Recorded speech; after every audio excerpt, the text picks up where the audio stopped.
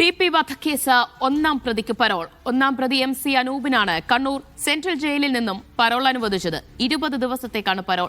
നേരത്തെ പ്രതികളായ രജീഷ്, ഷാഫി, ഷിനോജ് എന്നിവർക്ക് പരോൾ ലഭിച്ചിരുന്നു. ബിജീഷ് ഗോവിന്ദൻ വിവരങ്ങൾ നൽകും. ബിജീഷ്, തുടർച്ചയായി ടി.പി. വധക്കേസിലെ പ്രതികൾക്ക് പരോൾ ലഭിക്കുകയാണ്. ഇപ്പോൾ ഇതാ ഒന്നാം പ്രതിക്ക് കൂടി പരോൾ അനുവദിച്ചിരിക്കുന്നു. ചട്ടങ്ങൾ പാലിച്ച് തന്നെയാണ് പരോൾ നൽകിയതെന്നാണോ ജയിൽ വകുപ്പ് അധികൃതർ പറയുന്നത്? കണ്ണൂർ ജയിൽ സൂപ്രണ്ട് പറഞ്ഞിരിക്കുന്നത് ചട്ടപ്രകാരം തന്നെയാണ് ഇത്തരത്തിൽ പരോള് MC അനൂപിന് അനുവദിച്ചിരിക്കുന്നത് എന്നുള്ളതാണ്. ശനിയാഴ്ചയാണ് 20 ദിവസത്തെ പരോളിനായിട്ട് അനൂപ് പുറത്തിറങ്ങിയിരിക്കുന്നത്. കണ്ണൂർ ചണ്ടയാട് സ്വദേശിയാണ് ടി.പി. ചന്ദ്രശേഖരൻ കൊലക്കേസിലെ ഒന്നാം പ്രതിയായിട്ടുള്ള MC അനൂപ്.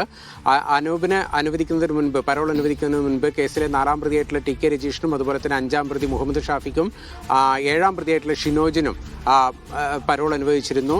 രജീഷിന് 20 ദിവസം, അതുപോലെ തന്നെ മുഹമ്മദ് ഷാഫിക്കും ഷനോജിനും 15 ദിവസം വീതമായിരുന്നു പരോൾ ഉണ്ടായിരുന്നത്. ഈ പരോൾ അനുവദിക്കുന്നതിനകത്തുള്ള ഒരു ചട്ടം 2 വർഷം തടവ് പൂർത്തിയാക്കിയ പ്രതികൾക്ക് മാസം 5 ദിവസം എന്നുള്ള കണക്ക് പ്രകാരം 1 വർഷം 60 ദിവസത്തെ പരോൾ അനുവദിക്കാവുന്നതാണ്. ഈ ചട്ടപ്രകാരമാണ് പരോൾ അനുവദിക്കുന്നത് എന്നുള്ളതാണ് ജയിൽ സൂപ്രണ്ട് പറയുന്നത്. ഇതിന് പുറത്ത് ഇത് ചട്ടപ്രകാരമുള്ള 60 ദിവസത്തെ പരോൾ ചേരുകയാണ്. ശ്രീ കെ കെ രമ, നോക്കൂ, തുടർച്ചയായി ടി.പി. വധക്കേസിലെ പ്രതികൾക്ക് പരോൾ ലഭിക്കുകയാണ്. ഇവർക്ക് മാത്രം ഒരു പ്രത്യേക ഒരു കൺസെഷൻ അല്ലെങ്കിൽ ഒരു വഴിവിട്ട സഹായം ലഭിക്കുന്നത് കൊണ്ടാണോ ഇങ്ങനെ തുടർച്ചയായി പരോൾ ലഭിക്കുന്നത്? എന്താണ് അഭിപ്രായം? ഇത് നമ്മള് ഒരു വട്ടമല്ല, 2 വട്ടമല്ല, 3 വട്ടമല്ല, പല വട്ടം ഈ വിഷയം നമ്മൾ സംസാരിച്ചു.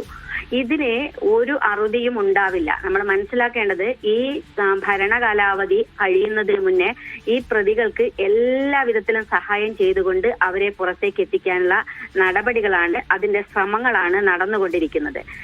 ഒരു കേസിലെ പ്രതികൾക്ക് ഇത്രയേറെ പരോള് കിട്ടിയ ഒരു വിഷയം ഏതെങ്കിലും കേസിൽ നമ്മൾ ചർച്ച ചെയ്തിട്ടുണ്ടോ? ഏതെങ്കിലും കേസിൽ ഇതുപോലെ നമ്മൾ കണ്ടിട്ടുണ്ടോ? അപ്പോൾ ഈ ടി.പി. കേസിലെ പ്രതികൾക്ക് മാത്രം ഇത് അനുവദിച്ചു വരുന്നു എന്ന് പറയുന്നതിന്റെ ഉദ്ദേശം മറ്റൊന്നുമല്ല. ഞാൻ പലപ്പോഴും പറഞ്ഞതാണ്, ഇത് ഭരിക്കുന്ന കക്ഷികൾ ഇവർക്ക് കൊടുക്കുന്ന ഉറപ്പാണ്. CPM എന്ന പാർട്ടി നിങ്ങളെ ഞങ്ങൾ രക്ഷിക്കും എന്ന ഉറപ്പ് തന്നെയാണ് ഈ കൃത്യം ചെയ്തിരിക്കുന്നത്. അതുകൊണ്ട്